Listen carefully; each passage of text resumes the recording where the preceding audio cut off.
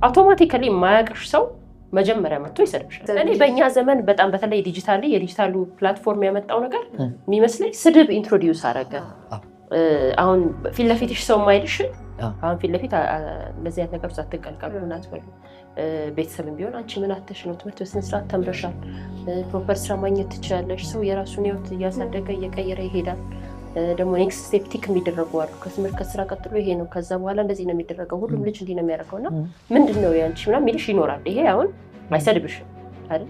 ልክ ዲጂታል ፕላትፎርም ላይ ሲሆን ግን የመጀመሪያው ነገር እኔ አሁን ሾክ የሚያደርጉኝ ሁላ ነበሩ አንዳንድ ጊዜ ማለት ነው። አውቶማቲካሊ የማያውቅሽ ሰው መጀመሪያ መጥቶ ይሰድብሻል።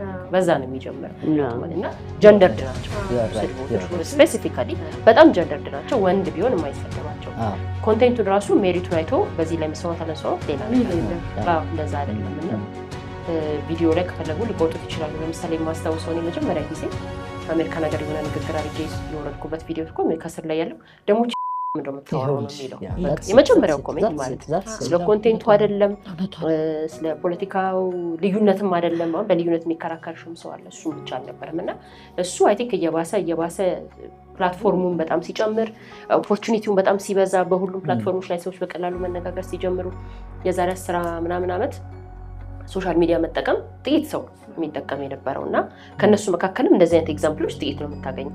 አሁን እንግዲህ እንደዚህ እንደ አሸን በፈላበት ሁኔታ ሁሉም ሰው እጅ ላይ ባለበት ሁኔታ ደግሞ እሱን መገመት ትችላለሽ ምን ያህል የባሰ ኤስካሌት እያደረገ